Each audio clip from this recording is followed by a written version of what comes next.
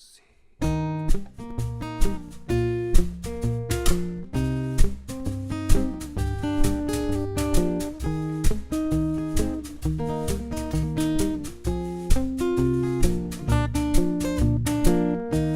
Aquellas frías horas de cemento,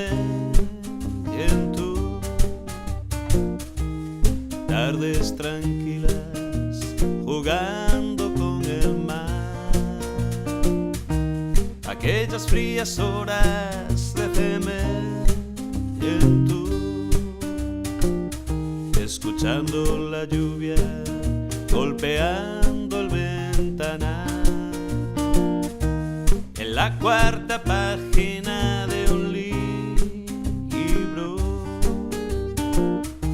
sale Leonard Cohen interpretando su canción.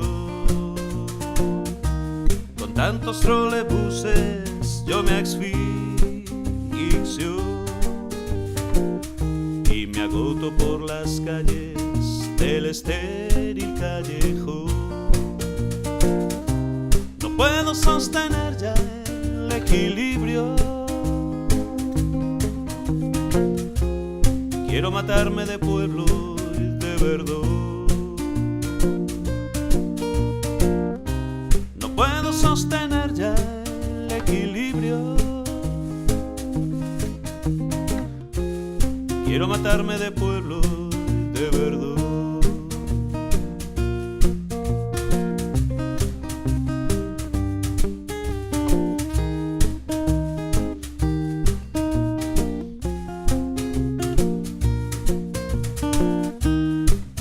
Frías horas de cemento,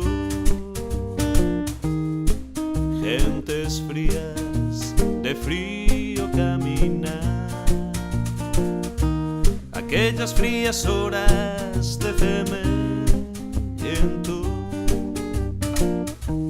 un rostro inocente se refleja y ya no está. Cuando la tarde pega el último suspiro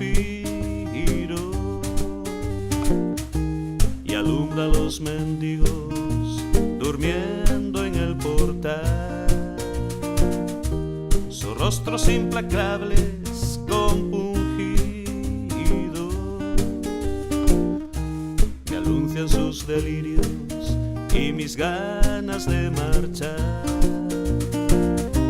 No puedo sostener ya el equilibrio. Quiero matarme de pueblo y de verdad. No puedo sostener ya el equilibrio. Quiero matarme de pueblo